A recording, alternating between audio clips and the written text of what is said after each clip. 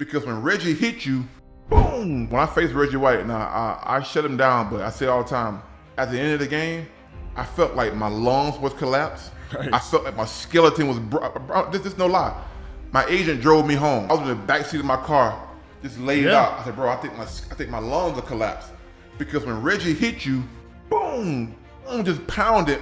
And I always said, I don't know how guys who weren't 340 pounds could play. A touch. I was 340. Like, how could you play him at 305? He's gonna kill you. He's gonna run you over. You know what I mean? When I played Reggie, I was like terrified. The greatest, I would probably have to say, I struggle to say between Lawrence Taylor and Reggie White. I'll just say Reggie White, because I just know that, the way he dominated the defensive end position when he played for Green Bay was when I played him. And the week of practice, you would always see our coaches, our offensive coordinators taking out certain plays in the playbook, saying, no, we're not going to run this to Reggie's side. We got to, obviously slide the protection to his side, and doing all these things, making all these adjustments in the game plan for him, and you still couldn't stop him. You could hear it every single time. Not cheers, not trash talk, not even the sound of pads cracking, just silence. Because when NFL players were asked about Reggie White, the room didn't get louder. It got quieter. I heard a story about Reggie White this week from Seth Joyner. He was like, because he played with Reggie. He said Reggie was like super, like, as you would imagine, nice. And then he would like kick people's ass on the field. But he would never like really talk shit like that. And supposedly they were doing like joint practices, and an opposing offensive line coach had kind of like singled out Reggie and was talking shit to him.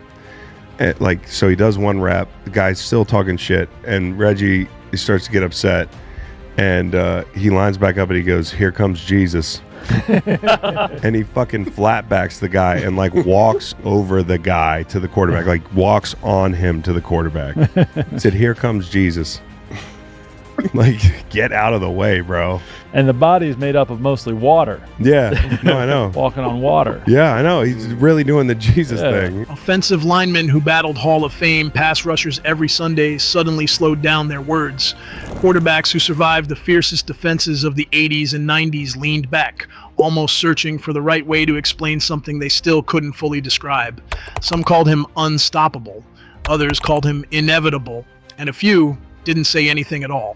Before we go any further, if you respect the legends who built this game and the stories players don't always tell on highlight reels, take 1 second to hit like and subscribe. And this channel isn't about hype. It's about preserving the voices of the era that shaped football forever. Because here's the truth most fans don't realize. Reggie White wasn't just another dominant defender putting up numbers. Yes, he finished with 198 career sacks, one of the highest totals in NFL history.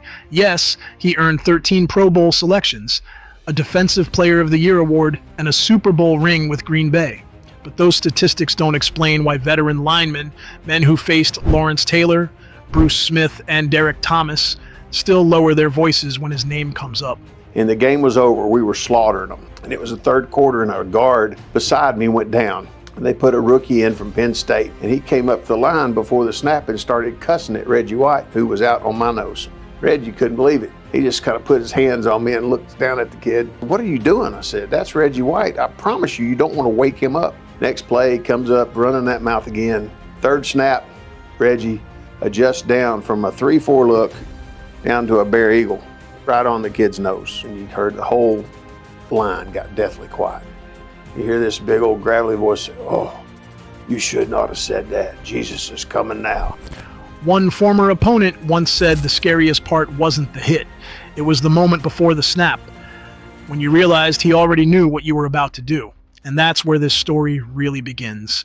Because the reactions players gave when asked about Reggie White weren't rehearsed, and they weren't polite nostalgia. They sounded like memories of something bigger, something that changed how locker rooms felt, how game plans were written, and how respect was earned in the trenches. But what exactly made grown NFL veterans go quiet the second his name entered the conversation? That answer starts with the very first reactions players gave, the ones that came out before they even had time to think. Break the huddle, and your back is to the defense. And then all of a sudden you spin around, you walk up, and Reggie White is in a position to line up over you. And you sit there and you say, "What did I do to deserve this?" The speed, the strength, the great understanding of the game. Reggie White had an intuition about football that very few players are able to attain. Reggie was probably the only guy during my 13 years that you could legitimately say that opponents, including coaches, were kind of afraid of what he could do. You could always tell when his name entered the conversation. The energy shifted, shoulders straightened, voices lowered. Players who had spent their entire careers proving they feared nothing suddenly chose their words more carefully. Not because they were searching for a highlight, but because they were trying to explain a presence that numbers alone never captured.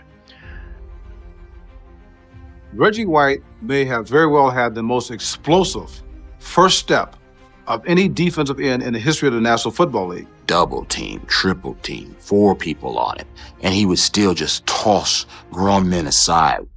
He would rip up the field, and if the offensive lineman would latch onto his arm, he would drive until he got the offensive lineman's weight leaning, and then he would just reverse the hand and slap the guy over. And everybody be like, wow. Reggie could actually screw up. He could step with the wrong foot and do everything wrong textbook. But because he was so strong and quick, he'd recover and just throw somebody down and just go make the sack anyway. Reggie's a very nice man, as opposed to a Joe Green who was very mean-spirited when he played. I cannot imagine what Reggie White would have accomplished had he been really mean. I think it would have been almost dangerous. Reggie White didn't rush the passer the way most defensive ends did. He controlled space. Offensive linemen didn't just prepare for speed or strength, they prepared for inevitability. Film study turned into long nights, extra meetings, adjustments stacked on top of adjustments, and still, Sundays often ended the same way. By the mid-90s, his reputation wasn't built on hype. It was built on consistency. Season after season, double teams became the standard response, and even that rarely felt like enough. Reggie White was always a man in search of something. A lot of players have to have athletic goals, personal goals. Reggie had that.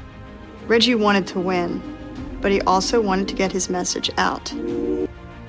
He wanted you to believe in the Lord, and he wanted to know what was going on in your life. You know, do you have needs? What's happening with your family? How are you doing as a person? The dialogue would always move beyond football. His desire and hope for mankind truly matched his desire to win Super Bowls. He didn't define himself as a football player. He defined himself as a minister that played football. Reggie said to me one time, football is what I did, it's not who I am. Very seldom would Reggie ever talk to any of us about football. It was always about God. And that's the way he approached you every day. Not more so that you was his brother on the team, but that you would be his brother in heaven. What made players pause wasn't just the sack totals or the accolades. It was the feeling that he dictated the rhythm of the game before the ball was even snapped. Teammates described a calm confidence that never turned into chaos. And opponents described a kind of pressure that didn't come from trash talk or theatrics, but from the quiet certainty that he would eventually find his moment. That balance, dominance without noise, became one of the defining traits of his career. And the deeper you listen to the way players talk about him, the more you realize something surprising. The fear wasn't rooted in anger or intimidation. It came from precision. His hands were violent but controlled, his footwork deliberate, his timing almost clinical. Coaches tried to design protections that shifted entire offensive schemes, sliding lines toward him, keeping extra blockers in, sacrificing routes just to slow him down. Yet week after week, he still found ways to collapse the pocket, forcing quarterbacks to feel pressure long before contact ever came. We played Detroit in a preseason game, and this lineman held Reggie after playing. Reggie said, "Quit holding me," and this guy started cussing Reggie up and down. And the guy, said something that was really, off the wall, and Reggie turned to him. He said, "Buckle it up next time because Jesus is coming." Come in and he'd try and rip your head off, and then he'd reach down and help you up. Hey, God bless you. Wait a minute, man. You can't rip my head off and then be nice to me. I mean, come on. That's not right. Media people would ask Reggie, how can you be involved in such a violent sport and still be a Christian? And Reggie's response is, football is not a violent sport. It's a contact sport. And I am not trying to hurt someone. He always thought of football as the platform for him to preach. If you didn't want to listen, that's fine. But he was going to keep preaching because he felt it was his right. There's a reason veterans from different eras describe him differently than most stars. Some remember the physical power, the famous club move that looked less like technique and more like physics being rewritten in real time. Others remember the stillness between plays, the way he carried himself without needing to announce who he was. That contrast made him harder to define, and maybe that's why the reactions sound so genuine. Nobody sounds scripted when they talk about Reggie White. They sound like players remembering a force they had to survive. And just when you think the story is only about dominance on the field, another layer starts to emerge.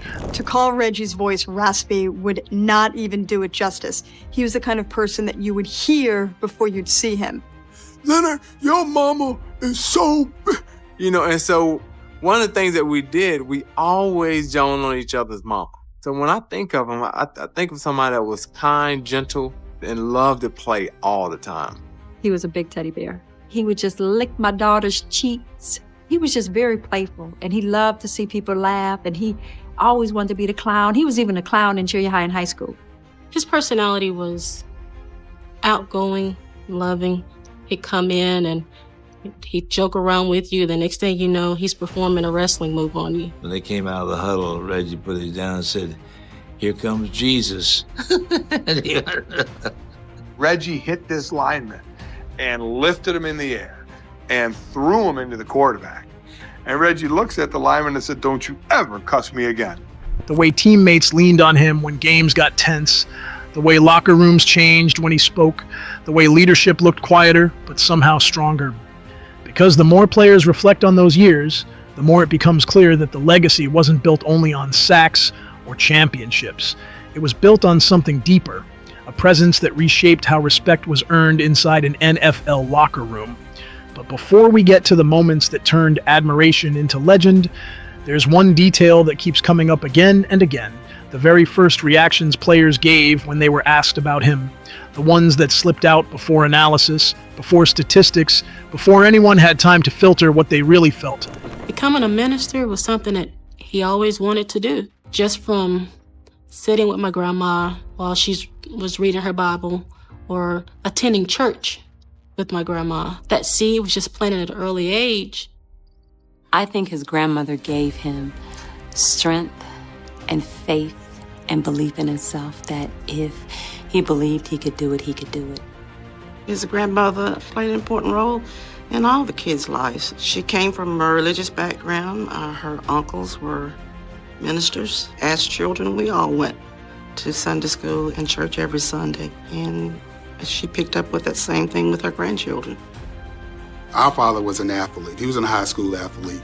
He also played minor league baseball, and Reggie emulated him. Reggie wanted to be the son of Charles White. Even though he wasn't physically there all the time, he was there in Reggie's spirit. My mom gave Reggie, I think, this spirit of loving everyone. I think also she gave him toughness, hanging in there, grabbing hold to something, making sure that you finish it.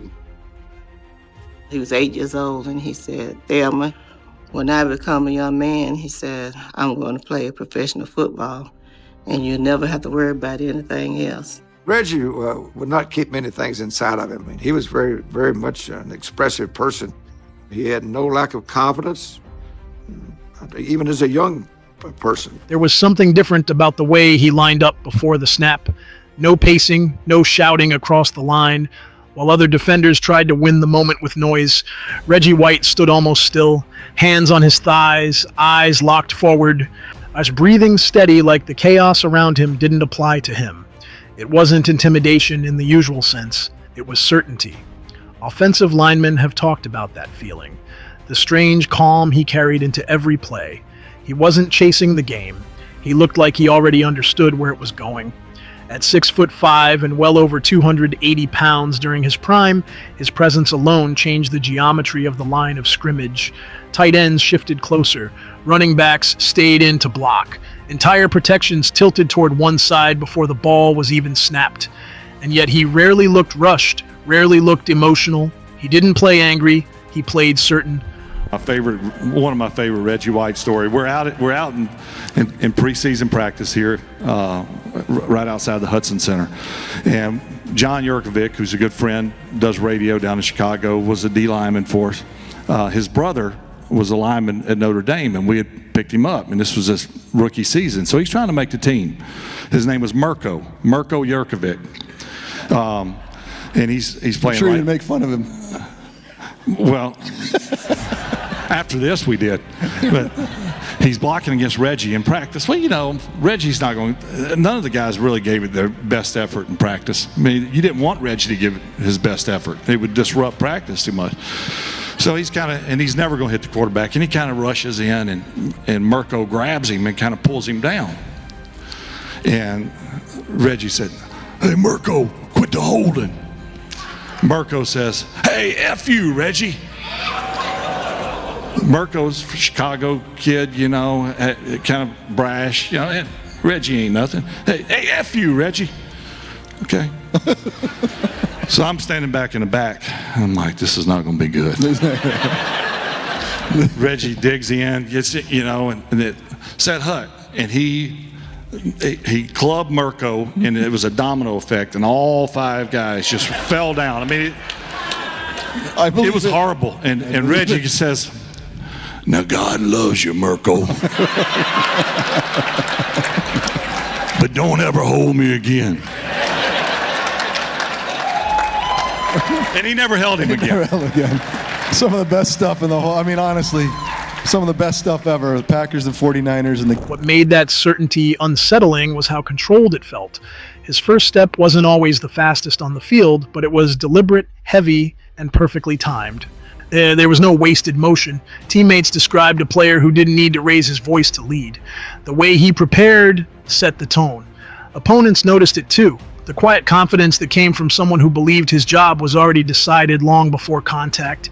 You'd see him glance across the formation, adjust his stance by inches, and suddenly the offensive line felt like it was reacting instead of dictating.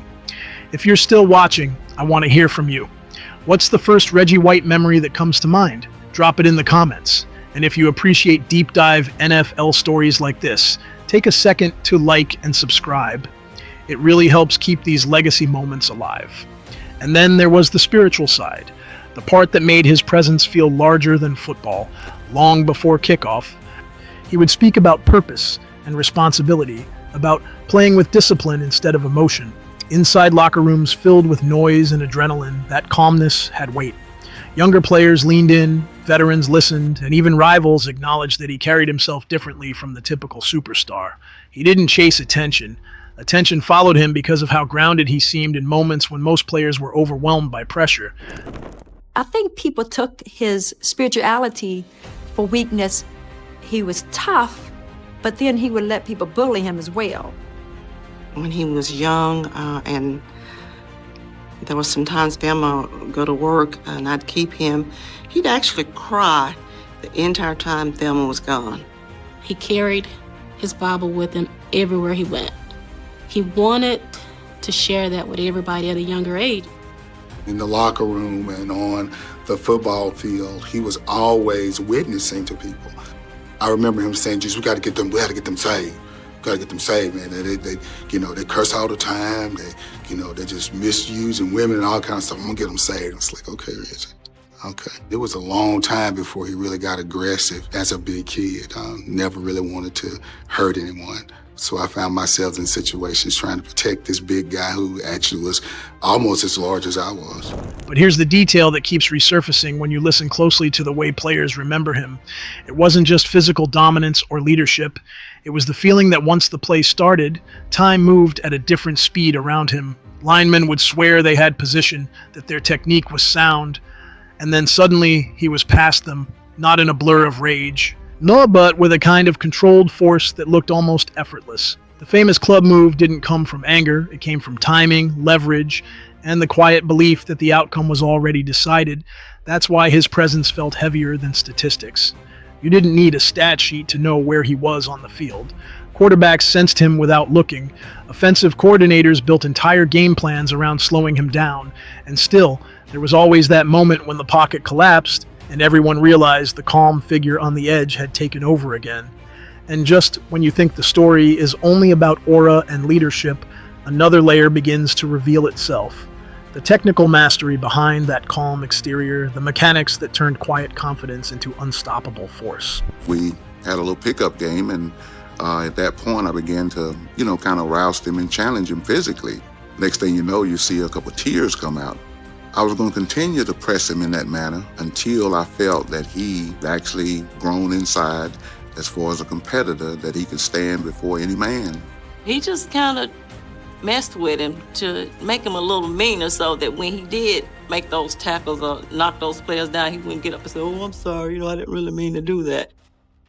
We had the student-faculty basketball game, and I remember the one distinct rebound that I kind of pushed him out of the way and, took from him. And next thing you know, myself and the ball went flying across Reggie's shoulders. But when I got up off the floor and I took a step at him, instead of running down court, Reggie just stopped and squared up. The little boy had become a man. It's because the real shock wasn't just how he carried himself, it was how he turned that presence into a weapon no protection scheme could fully solve. Ask the men who had to block him, and the stories all start the same way. Not with the hit, but with the week leading up to it. Offensive line meetings got longer, protection calls got louder, coaches rewound the same clips again and again, searching for a weakness that rarely showed itself. Reggie White wasn't just another elite edge rusher, he forced entire game plans to bend around him. By the time he reached his prime in Philadelphia and later Green Bay, offenses were sliding protections, keeping tight ends in, even sacrificing routes just to slow the pressure he brought off the snap. But the real battle started before the ball moved. Linemen talk about the psychological weight of lining up across from him, the way he stood calm while everything else felt tense. He was actually one of those guys in college that became larger in life, but he wasn't a great player early. He kind of was a little disappointing there when he first went to UT. Mentally, he wasn't as tough as he probably should have been because basically he's a kind-natured person, and we worked at making him tough mentally. Talk to him about it. Encourage him to be more aggressive. On offense, he was a tight end. On defense, he played nose guard and defensive end. And by him being quite larger than the rest of the kids, he kind of outmaneuvered him with his size. He was an outstanding athlete in high school. He had tremendous agility, quickness, reaction. Just one of the most unusually gifted young athletes that you'll ever see. You could execute perfect footwork, hit your hand placement exactly right, and still feel the pocket collapsing because of the power in his first strike. His famous club move wasn't just strength, it was timing, leverage, and repetition built through years of discipline. And once he got a blocker leaning, the play was already slipping away. Film rooms were filled with reminders. Keep your balance, stay low, don't overset. Yet Sundays often turned into survival. He didn't just win physically, he forced doubt into opponents' minds, making every snap feel like a test you were destined to fail eventually. That quiet pressure changed how quarterbacks felt behind center and how linemen approached every down. And then came the play that turned respect into legend. What made Reggie White so difficult to stop wasn't mystery, it was mastery. Defenders and coaches knew exactly what was coming, and still, it kept working. One of the greatest players ever to play in this game, and you've heard about his kindness and his generosity, but you saw his ferocity on the field. Well, one time you're going to ask, why was a safety blocking Reggie White? Well, I was on punt team and I was the personal protector, and we had a weird call, and I ended up on Reggie White. I said, "This is great. Can I call an audible?" I should have said Omaha or something, but I had Reggie White, and Reggie had this move. It was called the hump move, and he would pick grown men, much bigger than me, up in the air and throw them, and they'd go flailing. Well, he put the hump move on me, and I went flying. He came over, helped me up. God bless you, son. Reggie White, I had heard a rumor he wasn't coming. He sued the league to be a free agent. I think technically he's like titled the first ever NFL free agent. Yes, he was in San Francisco allegedly, and they said they were going to sign him. Mike Holmgren, who I think one day is a Hall of Famer, and the other Hall of Famer, Ron Wolf, they went out there to see him, but they couldn't get close to him. So they called him, and our coach said, "Reggie, this God, please sign with the Packers. And Ron Wolf said, you can go anywhere else and be a great player, but if you come to Green Bay, you'll be a legend. So I saw in the paper he was going there or whatever, so the next week, I'm looking in the training room. Now, normally when I see a guy in his underwear, I don't go talk to him. But this Reggie White, I'm going in there, cuz. Don't go in there, he's with the doctor. Fuck this, I'm going, this Reggie White. Well, I want to know, why is he in here? Is he playing with us or what? I go in there, talking to the doctor. What's up, Roy Lee? Reggie knows who I am. Wait, why are you here? I'm gonna sign with the Packers. So he told you that? Yeah, he said I'm gonna sign with the Packers. In his underwear. Told you. Yeah. But like today's players will never ever experience this because like TA knows, a reporter tweeted it out before the man was able to tell his family.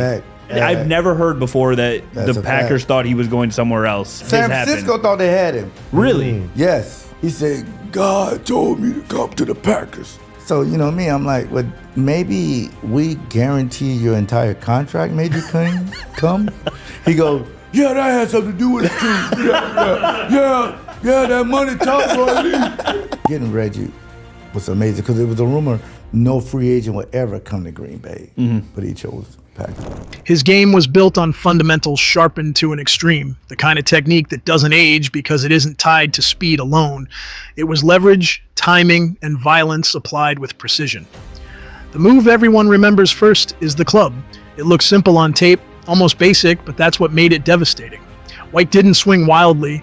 He waited for the blocker to commit, then struck the outside shoulder with perfect timing, snapping the lineman off balance before exploding through the gap he created himself. Offensive linemen knew it was coming. They drilled for it all week. And yet the moment their weight shifted just an inch too far, the play was over. The club wasn't about strength alone. It was about patience. Then came the bull rush. This is where White separated himself from most edge defenders. At over 280 pounds, he didn't just push, he lifted. Linemen described feeling their feet leave the turf, their leverage erased in seconds. The pocket didn't collapse backward, it folded inward. Quarterbacks didn't have time to step up or slide. When White converted speed into power, it felt less like a rush and more like a structural failure of the offense. But the real brilliance was how he blended strength with finesse. He didn't rely on one move. He read hands, hips, and balance in real time. If a lineman overset to protect against the club, he'd counter inside. If they sat down to absorb the bull rush, he'd soften his approach and slip past them with footwork that rarely gets enough credit. John's question was, what's your favorite Reggie White story? Reggie has a weakness. Yeah. And I knew what it was. And it was something. So I said, big dog, I know your weakness. I've been studying you. And number one was the breast of a chicken. Fried chicken breast, he can eat 50 of them. No other part. He'll throw the legs, the wings, and thighs away. So if you want get Reggie, get him some breast. Fried, don't bake it. And miniature sausages.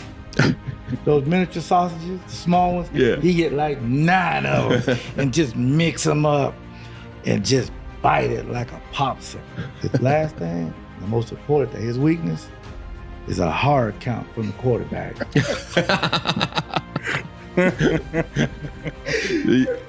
Reggie would jump, and when he tried to get back, he'd pull a hamstring. So he hated hard counts. He hated, we laughed so hard. He was laughing uncontrollably 20 minutes. So those are 3 things that's his weakness. We would laugh at ourselves so no one can use it against you. Yeah. That if he brought in a box of chicken, don't nobody touch them breasts. And he'll walk away. He'd come back, never breast. And it was funny. Players didn't just respect what he did on the field, they respected the way he treated people when the cameras were gone. What makes those stories powerful is how often admiration replaces fear when players talk about him off the field. Opponents who once prepared all week to survive his pass rush speak about conversations after games, in moments of encouragement and a level of humility that didn't match the image of an unstoppable defender. It revealed another side of his legacy, not just the sacks or the highlights, but the ability to bring stability to environments that were constantly on edge. And just when you think his impact stops at leadership and mentorship, the memories shift again. toward the games where everything he represented came together under the brightest lights. Moments that didn't just define wins or losses, but helped turn a career into legend. There are certain moments that live longer than statistics, the kind of plays players remember not because of the box score, but because of how the sideline felt when they happened. With Reggie White, those moments didn't arrive with chaos. They built slowly. You'd come out of the huddle and you'd look and you'd go, lineman, where's 92? And you're looking, and you know, he's kind of walking around back there and he just plopped down over the center. You go, that's not good. We moved him around all over the place, and I used to always laugh that we scare everybody because they don't know where he's going to line up. He'd line up on every lineman, find their weak point, and that's where he'd stay. I mean, you could line him up anywhere. Right end, left end, D tackle, either side, nose tackle, didn't matter. It's a blitzing, get in the gaps, go after you kind of a defense. So I thought it was a perfect fit for Reggie in that sense. I had an uncle who told me, you have to come see this guy play. And I watched Reggie pretty much the whole game. And my thought as I walked away was, that's the best lineman I've ever seen. And why isn't he in the NFL? Reggie was like a 30-year-old guy playing against the freshman team at some local high school. You'd see him run through the offensive line like the guy wasn't even there. I like pressure rising in a stadium before anyone realized what was about to unfold. Teammates have described standing along the sideline, helmets in hand, watching an offense try to hold together a game-winning drive, only to feel the energy shift the instant he lined up for another snap. One of the clearest examples came on the biggest stage, Super Bowl 31. Late in the game, with the outcome still hanging in the balance, White delivered a sequence that defenders still talk about with disbelief. 3 sacks against Drew Bledsoe in a single quarter. Players watching from the sideline said you could feel the momentum change with every hit. The crowd in New Orleans growing louder, almost sensing history forming play by play. It wasn't just dominance, it was timing, the kind of performance that turns pressure into inevitability. But the memories aren't limited to championships. Teammates recall regular season battles where the noise inside the stadium felt like a physical force. Third and long situations, offenses trying to bleed the clock, quarterbacks scanning downfield, and then suddenly the pocket folding inward. You'd see offensive linemen glance toward each other after the whistle, frustration mixing with respect, while defenders on the bench leaned forward knowing another turning point had just happened. The reaction wasn't always celebration. Sometimes it was quiet amazement, players shaking their heads because they just witnessed something they couldn't fully explain. The Asian is very gifted in creation, creativity, and inventions. If you go to Japan or any Asian country, they can turn a television into a watch. He has issues in the back of his mind all the time. And whenever he gets a platform, if he feels like he can address those issues, he'll do it. And you look at the Indians, they've been very gifted in the spirituality. When you put all of that together, guess what it makes? It forms a complete image of God. After that moment, Reggie White's image was never the same. He made the players around him better because they wanted to be better. Brett Favre's told me, I don't know how many times, Reggie White, by far the greatest leader I've ever played with. I remember having a team meeting where it was players only, and Reggie stood up and basically just challenged every man in the room and said, if we truly want to be champions, we have to make sacrifices, and it has to start right now. He didn't just dominate games, he changed how people carried themselves inside them. Calm when everything was loud, certain when everything felt uncertain. Maybe that's why the reactions never sound forced. They sound personal, like reminders of an era where presence mattered as much as performance, where leadership wasn't measured by volume but by steadiness. And when his name comes up now, years later, that same quiet respect still follows. Proof that some legacies don't need to be repeated loudly to be understood. If stories like this matter to you, the kind that take hours of research, careful editing, and a deep respect for the game's history, take a moment to like and subscribe. Not for algorithms, but to keep these voices and memories alive for the next generation of fans. Because when the stadium goes dark and the echoes fade, some names don't disappear, they simply remain.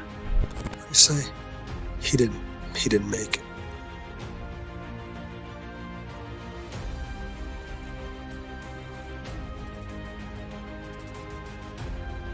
I couldn't even talk. Couldn't say anything. You know, I mean, you think. Time stopped for that moment. I was just like, what? I think that was the first thing that came out of my mouth was, what? Somebody's got to give me an explanation. We had just went to the movies last night. Nothing was wrong with him. How does he slip into a heart attack? I really couldn't believe it. He had been through so much. You know, he's such a strong person. He has so much to give to the world. We want to get back. We got to be hungry. We got to dominate when we line up on this